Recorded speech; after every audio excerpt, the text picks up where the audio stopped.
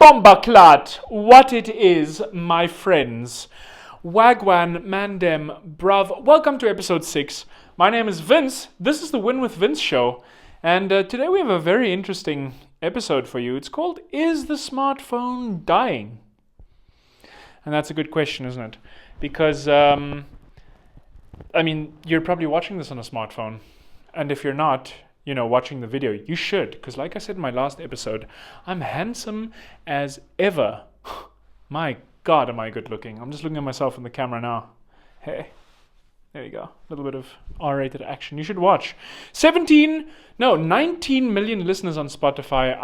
I couldn't be more honored. This has officially grown to the biggest show on Spotify. I don't know how we did it. We overtook Shay Jetty, or Jay... Who? What a small fry, Jay Shetty. Joe Rogan, that's right. And all those other podcasters who don't have the sick setup that I do. They're nothing on me. Ain't got nothing on me, my friends. I'm just kidding, guys. I'd love to do a collab one day. So Joe, interview me, invite me over, or you can come to me. We can do a collab. Is a smartphone dying? Yes, my friends. Are we witnessing the death of the smartphone? They were once the pinnacle of innovation, but now with the rise of smart glasses and other wearable tech, could their reign be coming to an end? It's a fantastic question. I'm actually wearing an Apple Watch. And it's funny because I've started to realize that I need to consume less content. So the Apple Watch, for the first 3 years I had it, was pinging me all notifications. I would get notified if someone liked the post on Facebook. I would get notified if the sun was shining. I would get notified if it's raining in 5 days. I would get notified if a child got run over in Sweden. Absolutely everything. Promotions by Uber Eats. It's horrible. And then I droned out the noise. I silenced out the noise. Right? I said, no more. I don't want any of those notifications. It's just bloating. It bloats. It's mentally bloating. It distracts you from everything you want to do. Water break. The famous water ASMR. It distracts you from everything you're trying to achieve. And if you have goals, distractions are your biggest enemy. Because you can't get shit done. If you're constantly distracted, you just, I don't know, it's kryptonite, right? Is kryptonite the bad part or is that the good part? I'm not even sure. I never watched Superman. That sounds really bad, but I haven't. Because I'm not a nerd. I'm not a little loser nerd. Okay. Sorry. I'm just kidding. Smartphones, man, yeah, smart tech. So this is basically just a little, and the point of a watch is it's great because I think what this is turning into is a vitals monitor, right? So it does one thing, it tells you the time, and it's quick and easy because you just do this and boom, you can see the time. The one thing I don't like though is it's not very smart. So if it's just kind of like if it's behind my sleeve here and I just want to see the time, it doesn't show it to me. Sometimes when my hands are full and you still have to put stuff down, you have to be like, what's the fucking time? Watch Jesus. Now it just showed it to me, of course, because of the effect. Yeah. But I'm now thinking of replacing this as well. I don't want another screen. I don't want to look at things. And the smartphone it's still very much in that thing. It's like notification, push notification. Do you want to see this? Do you want to see that? It's emails. Oh, marketers love sending you things. They love sending you push notifications. Uber Eats. Oh, get 15% off your favorite restaurant and stuff like that. And of course, it's how they make money. But it's great for people who don't go outside. You know what I mean? Like, remember in the olden days, people used to go outside and they would look around and they would see billboards and there was much more ads happening outside and we weren't as distracted on our phones. People spoke to each other more. They were more open because they looked around like that. The smartphone temporarily took away from that, or wearable tech temporarily took away from that. with smartwatches, smartphones, stuff like this. There was started being accidents. I remember in the beginning of the smartphone era, there was news stories about how people are going to get run over by cars because nobody watches where they're walking anymore. Or, then Switzerland and many European countries, made laws that you can't use your smartphone while cycling. Some countries have it, you can't use it while walking. I'm not sure who it is. I think it was Singapore or some Asian country who said you can't walk and use your smartphone. Might even have been a European country. For good reason too, because people don't look at anything anymore. They don't watch where they're going. They bump into people. It causes a lot of problems. Of course, I say a lot, but it causes problems. Right. So people had this kind of a thing going there, and I quite understand why they would want to stop you looking at your screen. I've also started to get into this kind of rise and grind kind of mindset where the one big lesson that you learn, and I read David Goggins' book. David, I know you're an avid fan and a frequent listener of my podcast, so thank you. But I read his book, Can't Hurt Me, and it's an inspiring tale. It's got nothing to do with my story now. It's an inspiring tale anyway, and I just wanted to say that because David reached out to me on Instagram the other day and he's like, could I come on your show? And I was like, we'll see, Dave. We'll see. Send me a second book for free and then we might figure something out. But people talk a lot about eliminating distractions. So does David. Mr. Goggins, actually, I should call him because he could beat the shit out of me. So as does Mr. Goggins. Another thing you should do is stop consuming, start creating. Right? And David Huberman talks about this. Huberman Labs, small-time podcaster, not as big as me yet. You'll get there. But he talks about that, and it's very, very interesting.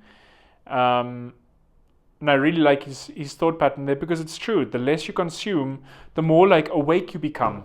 It's a very weird thing. I don't know how to put it. I remember as a child, I had a period where I was doing really bad in school. And my mom and dad said, okay, it came to a point where I just flunked the test completely and I got a super bad note.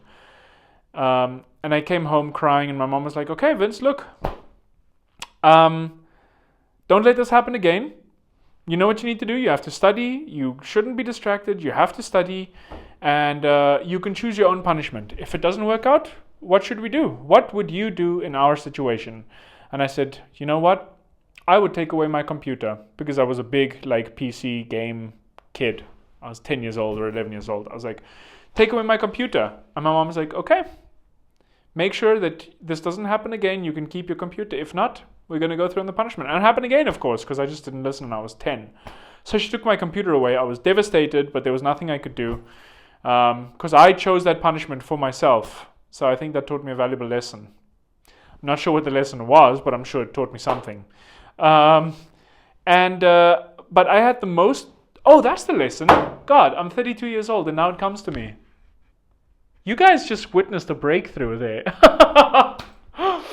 I'm 32 years old. I got so focused and I got so good at school. I was in the top. There was two guys who were at the top, they were the top of the class always. And I became better than them. And they were always everyone was always like, oh, Paul got another, Paul, of course, or you got a test back, and everyone's like, oh, how did Paul and Ilyas do? And then in the end it was like, oh, how did Paul, Ilyas, and Vincent do? And then it was Vincent who was at the top of it, and Paul and Ilyas are super clever guys, probably also watching the show. So hi guys, I'm not saying I'm smarter than you, I'm just saying that eliminating distractions helped me, elevated me as a child. And I think the same is true if you're an adult. We're more distracted now than ever before. So, stop consuming content on Instagram. Stop scrolling. Just stop scrolling. You found what you need. You found this video. You found this podcast. Listen to this and then leave. Because this is all you need. Right? Come back again next time I upload a video. Put the bell icon on. Hit the bell. How do they say? Hit the bell icon. Subscribe and hit the bell icon so you're notified next time I make a video and upload. Stuff like that. No. Peak smartphone eras. The smartphone became more of a distraction than anything else, and I think now with wearables and smart glasses coming into play, I think that's going to be more. So they're going to become redundant. So Meta and Ray-Ban did a collab.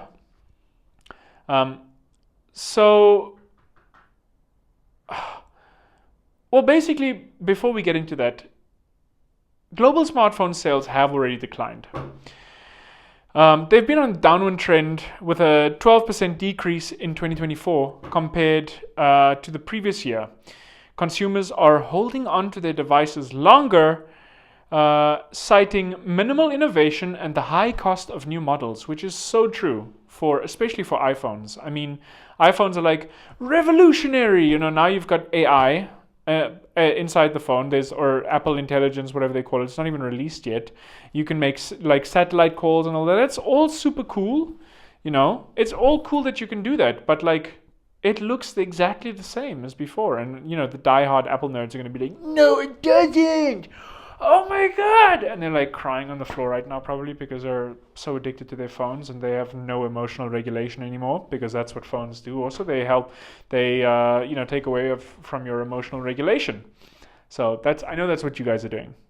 So get the fuck off your phones and go outside. Get off Tinder. Go meet the real girl. So, yeah. So wait, why is it peaking so much? There we go. Let's go down a little bit. Let's hold it here. I hope I wasn't talking too loud the whole time. Maybe next time I should listen to my headphones.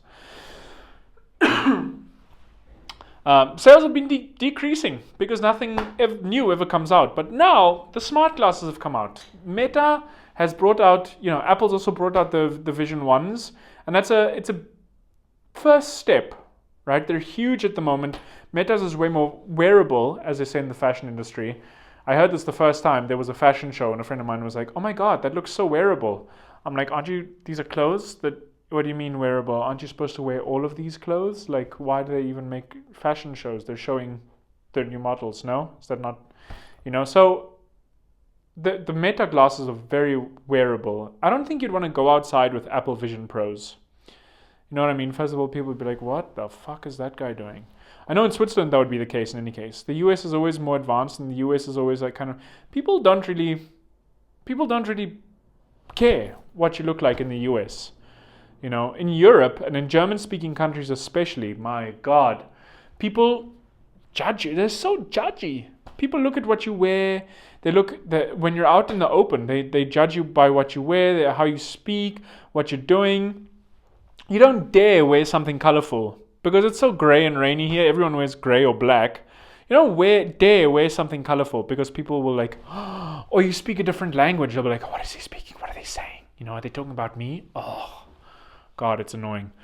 I forgot what I was saying now. Oh yeah, so you don't want to wear Apple Vision Pros maybe in Europe. But the Meta glasses, they blend right in. And I think it's a very cool technology. I think smart eyewear is going to be the first next step, which is a fantastic thing. Let's be honest here, because not only you can always control notifications and stuff. You know what I mean? Like on your phone, you can switch off. Like if you have Uber Eats, switch it off. You don't need to be walking down the street and be like, here, 15% off of your next order or something like that. What is going to happen though is virtual beacons, AR beacons. Copyright. Remember in episode 4 or in episode 5, I said, if you say copyright before an idea, nobody else is allowed to do it. That stands true here. Patent pending. Virtual beacons, right? So nobody has billboards anymore, but you've got massive beacons that you can use. Like you walk past a shop, and this is going to be fantastic actually. Because this is going to literally be, those futuristic movies where they go to a thing and you look outside and it's all these billboards and stuff like that. They had something going there, except it's not going to be in real life. When you take the glasses off, you see nothing. But with the glasses on, you're going to see, billboards for shops and stuff like that, billboards for Uber Eats, It's going to be great. You can then choose, you can make the conscious decision to switch beacons off for certain things, which gives you back way more control, which means marketers will have the option of displaying billboards like within your glasses that only you can see with the glasses on, but you can also switch those beacons off. It's also going to be great for example, driving, right? So you can say driving mode, switch off all distractions, and then, or when it pairs to your car, Tesla will probably go ahead with this. With the moment it pairs to your car, you're going to be able to, see things through the windshield, or see things in your glasses like beacons for certain things and whatnot. You could make every car a smart car. I lost my train. This is completely unscripted now. I'm not that anything I do is scripted. I just have kind of bullet points because I have crippling ADHD. So if I don't write things down, I'll forget them. And I don't want to read from a prompter because that makes it sound very robotic. And I don't want to speak like a robot. I want to talk to you from the heart, which is why I think I got 20 million listeners on Spotify, which is insane. Thank you very much, guys, for listening and tuning in. Here we go. So the rise of wearables and AI. So, excuse me. Companies like Meta have invested heavily in this space. They've already sold 1 million units in 2024 alone. The devices offer features like hands-free calls, photo capture, and real-time information, reducing our reliance on traditional smartphones. Fantastic. For now, you'll probably have to pair it with your smartphone, So I don't think it's going to be like one day Apple's going to stop selling iPhones. It's going to be like, oh, we're coming out with iPhone this, and oh, you have to buy, these glasses come with the iPhone, or, pair these glasses with the iPhone. It's actually going to be a big market for them because now they can make even more money. They'll probably sell phones without screens, just like a touchpad. Oh, that's going to be the next thing. God damn, man. I should patent all of these technologies. Like a touchpad you can have, and your phone is basically like in your glasses. Oh my God. Babe, we're going to be rich. I'm rich already. I mean, I make upward of 10,000 an episode from 20 million followers, 20 million listeners per episode. It's insane, guys. I would never have imagined this a month ago when I started this channel. Fastest growing channel on Spotify. That's fantastic. Yeah. I think that pretty much sums it up very well. Smart glasses are going to be a big thing. Wearables are probably going to not cease existing, but they'll probably not have screens anymore. We'll go back to normal watches. And this is the thing also, like Apple and Samsung and Fitbit and all of those are desperately clinging on to like the thing of the screens on wearables and whatnot. And that's fine for a lot of people. You still want to see here. You still want to see how long your workout is, how many calories you're burning, what your heart rate is and stuff like that. Oxygen saturation, which is something I recently learned about. But yeah, I think it's probably going to move to smart glasses in the future. Another thing we have to consider is that wearable tech is also Neuralink, hey? So if you don't know Neuralink is a brain implant company by Elon Musk, of course, the fantastic Musket, our Lord and Savior. They're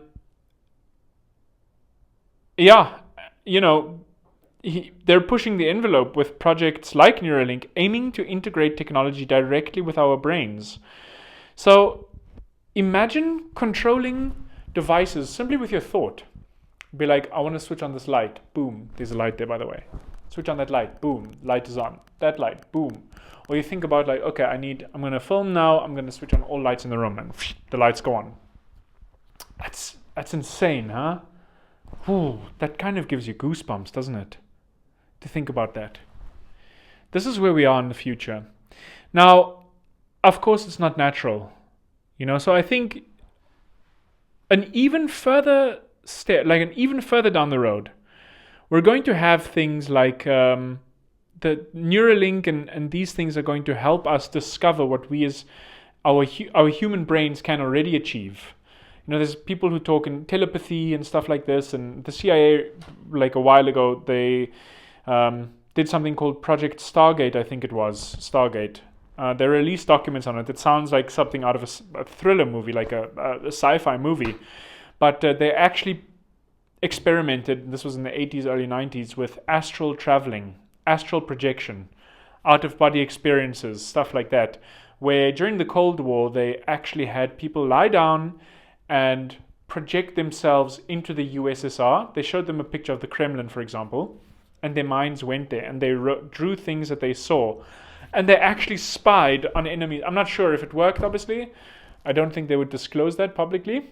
But it was enough for them to be intrigued by it. And I think the human brain is super capable of so many amazing things that we don't even harness. I don't think we harness even 30% of it. You know how people, that movie Limitless came out, where they said we only use like 2% of the brain, or the brain's power. I think we maybe use a little bit more than that. There's no surefire way to tell. There's no scientist who's going to be there and be like, okay, well, 2% of your brain is being used. We use all parts of the brain. But nobody can, you can't measure how many receptors you have in your brain. There's no device to do that, The brain is the strongest, most powerful computer that exists at the moment.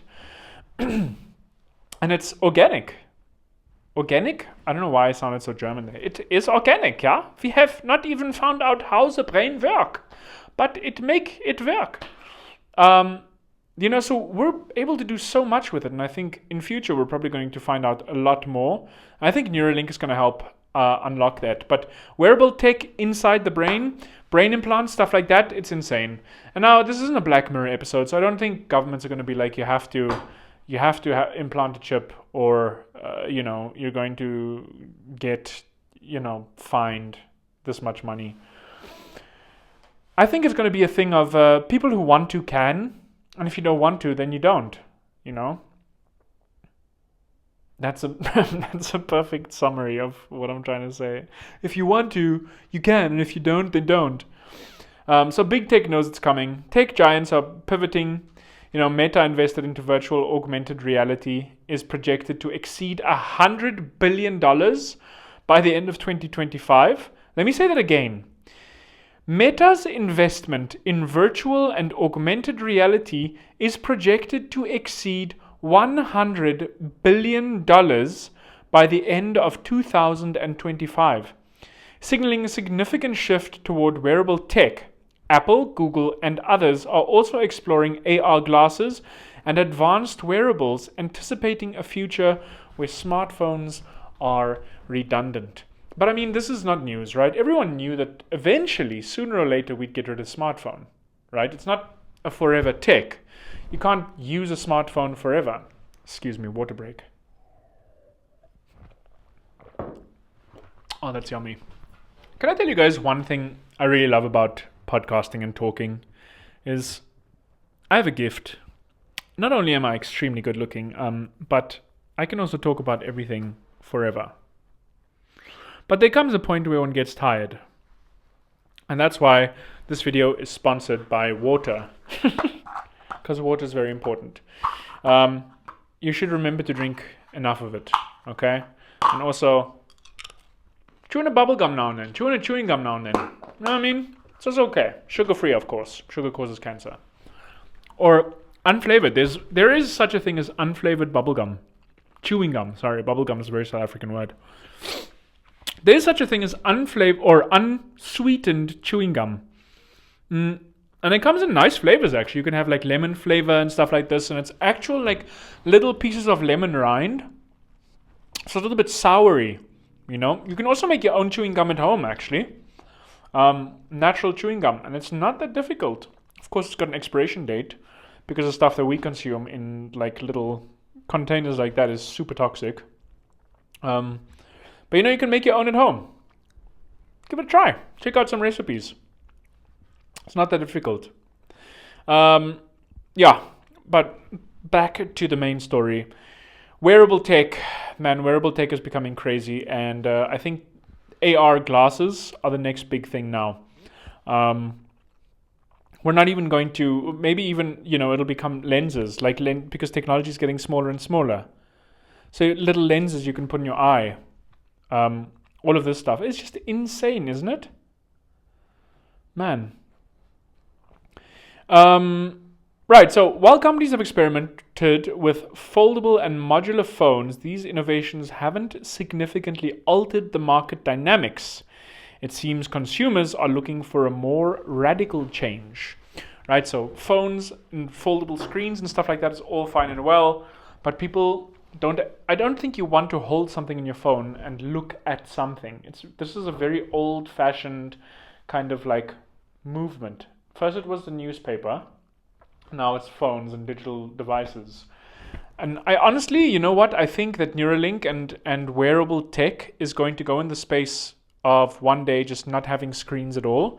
Even the smart glasses, I don't think AR is going to... I don't think smart glasses are a forever tech either. Neuralink is probably the furthest way forward. We're probably going to have things implanted in our brains, but you know what the distant future is going to hold is going to probably be things that we're wearing, like not even in our eyes, not in our eyesight, but stuff that interacts with our brain waves. For example, caps or patches on the back of our neck like that, or here in our spine, So we could, for example, it can feel when we're moving a nerve. And then if we do that, it knows that we're pointing at a lamp, which is over there, because it somehow gets the signal that our eyes sense to it and then our hands signal, and it'll switch the lamp on and stuff like that. Crazy stuff like that is probably going to come. Obviously, it's not within reach right now, but down the line. Elon, don't steal this idea. Give me credit for this. I know you're watching this also. You're part of the 20 million. He wrote to me also. He's like, hey, Vince, I'd love to be on your show and talk about Neuralink and Robotaxi. I was like, look, Elon, how do I put this, man? We'll see. I said, we'll see. Depends how my audience wants it, what my audience says. And he was like, alright, cool. Okay. Yeah. I think it's funny also. One big step we're probably going to do, or one step we'll do now, is that AI is going to take over, right? So China uses apps like WeChat. WeChat does absolutely everything. It's a bank, it's payment software, it's a chatting app, it's a dating app, it's everything is what WeChat is. And we're probably going to move, that's what I can see ChatGPT becoming, or a similar AI app, Grok, perfect example, Twitter or X, X is a social media platform / AI tool / and I can see him just adding features to that, and it's probably all going to come together. So X will be inside Tesla. If you own a Tesla, you're going to have Tesla glasses. You can see then, you can have AR implemented, talk to Grok while you're driving. God, Elon Musk. He's a smart guy, man. He's a smart guy. I'm actually really intrigued by all of this. And you'll probably not even need smart glasses. You'll probably communicate with Grok through your chip. So you'll be thinking stuff and he'll talk to you directly into your mind. It'll be like a little voice. Insane. So yeah, will smartphones go extinct? Probably. But I'd love to know what you think. I wrote down a question I can ask you. Are we approaching the end of the smartphone era? Or will they adapt to remain indispensable? I doubt it, but what do you think? Let me know in the comments, and yeah, Elon, hit me up, man. And David Goggins, give me a call, bro. Let's chat about getting you guys on the show together, possibly. That would be interesting. Having a debate between Elon Musk and David Goggins. David Goggins, very like no apps, no technology, just like straightforward. Elon saying this is the future of humanity. Let me know what you guys think. Thank you very much for watching. If you're listening on Spotify, find me on TikTok, Instagram, Facebook, and YouTube, and that other one I forgot the name of, but it's out there. Win with Vince. My name is Vince. Thank you guys for watching. Next time I want to see 30 million of you. See you then.